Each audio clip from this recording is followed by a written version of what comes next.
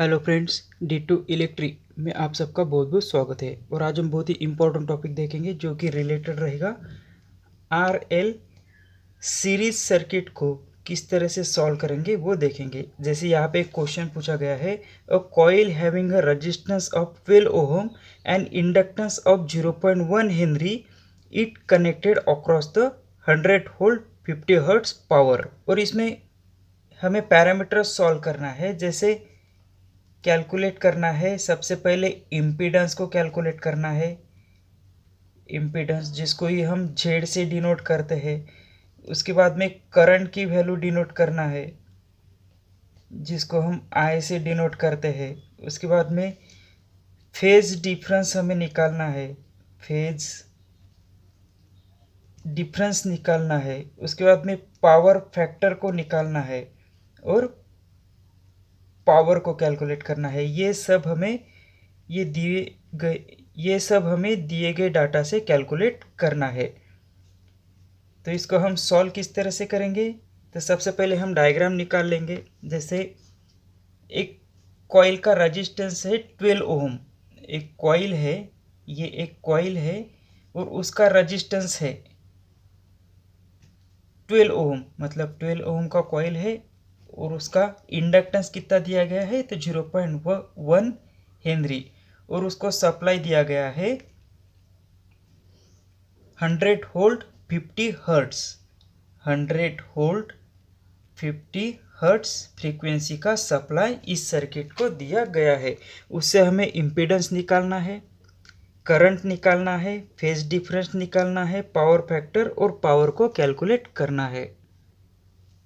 तो इस तरह से क्वेश्चन सॉल्व करते समय सबसे पहले हम डाटा लिख लेंगे कि हमारे पास क्या क्या गिवन डाटा है। तो रेजिस्टेंस की वैल्यू हमारे पास पता है 12 ओम है। उसके बाद में इंडक्टेंस जिसको L से रिप्रेजेंट करते हैं, तो उसकी वैल्यू है 0.1 हेनरी। उसके बाद में फ्रीक्वेंसी दी गई है 50 हर्ट्स। वोल्टेज की वैल्यू गिवन है हमारे पास 100 वोल्ट्स। और हमें कैलकुलेट क्या करना है, इम्पीडेंस को कैलकुलेट करना है, करंट को कैलकुलेट करना है, फेज डिफरेंस को कैलकुलेट करना है, पावर फैक्टर को कैलकुलेट करना है और पावर की वैल्यू।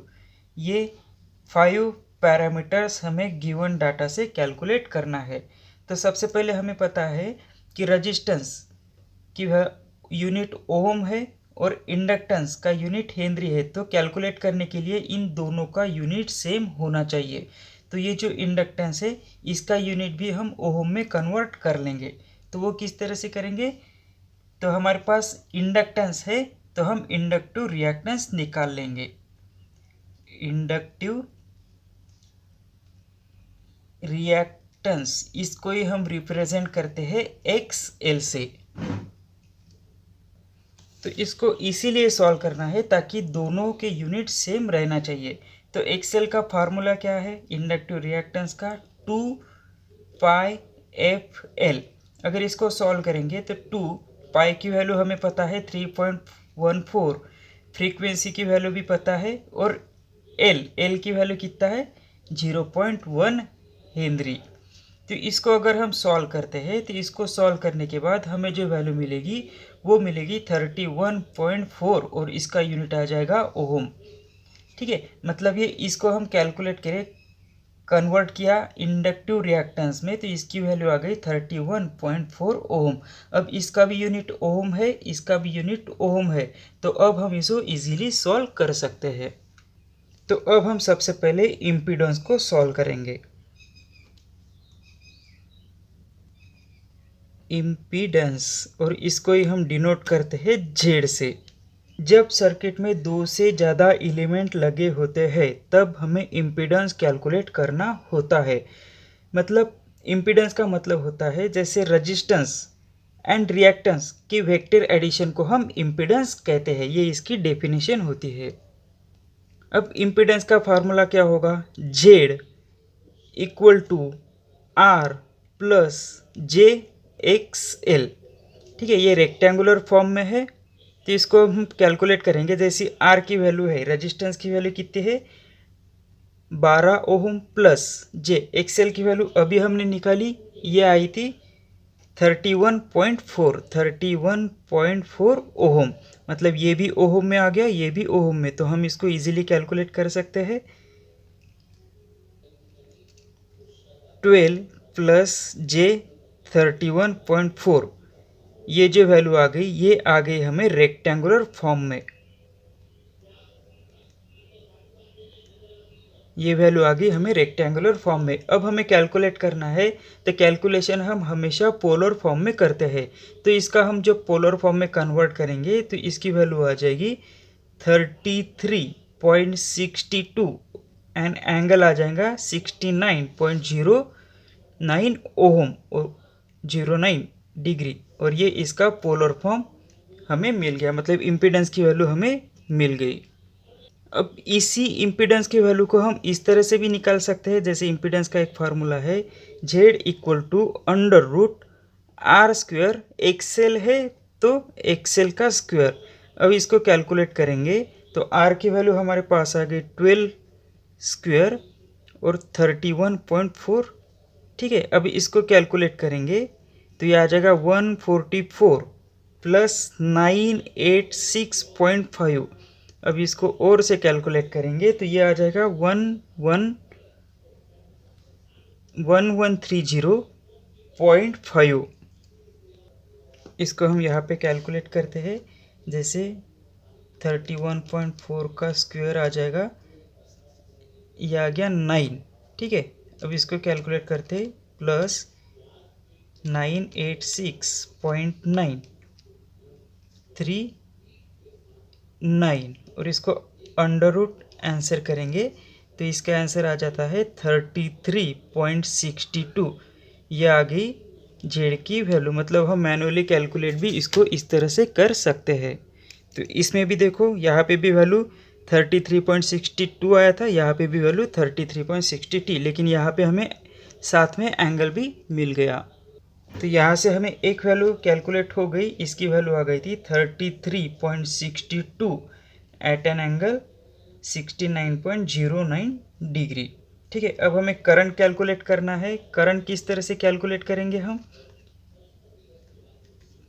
करंट कैलकुलेट करना है तो जब भी हम एसी सर्किट में करंट कैलकुलेट करते हैं तो करंट का फार्मूला हमारे पास हो जाता है I equal to V by Z, ये एसी के लिए। और जब भी डीसी में कैलकुलेट करते हैं तो इसका फार्मूला हो जाता है V डिवाइडेड बाय R, ये डीसी के लिए, ठीक है। तो हमें एसी सर्किट दिया गया है तो एसी को कैलकुलेट करेंगे तो I equal to V divided by Z. Voltage की वैल्यू कितनी है हमारे पास? 100 है, ठीक है। तो हम 100 डिवाइडेड बाय जेड की वैल्यू अभी हमने कैलकुलेट की तो ये आ गई थी 33.62। अगर इसको कैलकुलेट करते हैं, इसको अगर हम कैलकुलेट करते हैं 100 डिवाइडेड बाय 33.62 तो ये आ जाता है 2.97। तो करंट की वैल्यू हमें मिल गई 2.97 एम्पियर। अगर यही हमें पोलर फॉर्म में चाहिए, ये नॉर्मल है, अगर पोलर फॉर्म में चाहिए तो हम क्या करेंगे, 100, इसका एंगल यहाँ पे कुछ भी दिया गया नहीं है, मतलब 0 डिग्री है, डिवाइडेड बाय जेड की वैल्यू हमने यहाँ पे लिखा ली थी 33.62 एंगल 69.09। तो इसको सॉल्व करेंगे तो ये आ जाएगा 2.97 और एंगल इसको माइनस करेंगे तो ये आ जाएगा -69.09 एम्पियर। तो इस तरह से हम पोलर फॉर्म में भी इसको कैलकुलेट कर सकते हैं। अब हमें यहाँ से थर्ड नंबर पे निकालना है फेज डिफरेंस। करंट की वैल्यू हमने निकाली 2.97 एम्पियर। अब फेज डिफरेंस निकालेंगे तो फेज डिफरेंस का मतलब क्या होता है, angle between voltage and current, मतलब करंट और वोल्टेज के बीच का एंगल। तो वोल्टेज का जो एंगल है वो कितना आया था, वोल्टेज का जो एंगल है वो 100, एंगल कुछ भी दिया गया था मतलब 0 डिग्री। और करंट का जो एंगल है, करंट का एंगल हमने अभी निकाला था यहाँ पे, तो ये आ जाएगा 2.97 एट एन एंगल -69.09।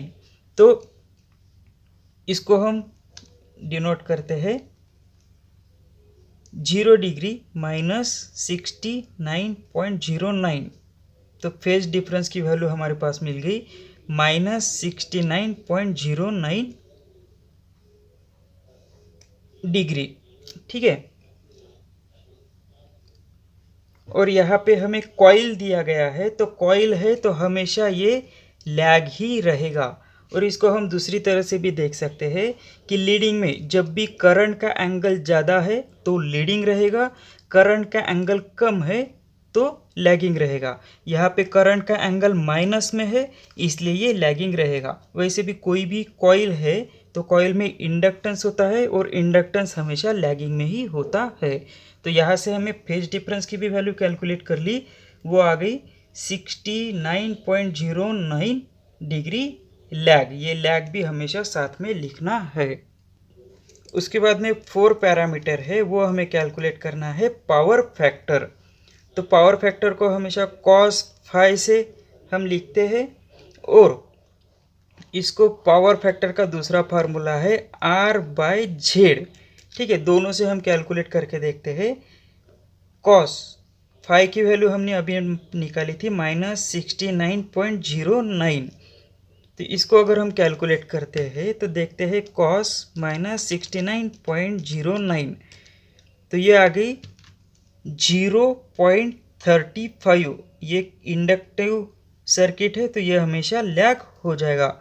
अब इसको इस तरह से भी सॉल्व करके देखते हैं। Power factor equal to resistance की वैल्यू है हमारे पास 12 ओम, इम्पीडेंस जो हमने निकाला था उसकी वैल्यू कितनी थी 33.62। अगर इससे हम कैलकुलेट करते हैं पावर फैक्टर तो इसकी वैल्यू हमें मिल जाएगी 12 डिवाइडेड बाय 33.62, तो ये आ गया 0.35 लैग। क्योंकि इंडक्टिव सर्किट है। तो इस तरह से पावर फैक्टर भी हमें मिल गया 0.35 लैग, ये भी लिखना जरूरी है।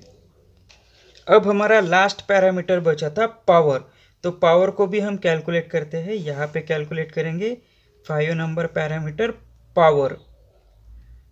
पावर को P से डिनोट करते हैं और P का फार्मूला हो जाएगा VI cos फाई। ये एक्टिव पावर का फार्मूला है, यहाँ पे कोई मेंशन नहीं किया है इसलिए हम एक्टिव पावर को ही कैलकुलेट करेंगे।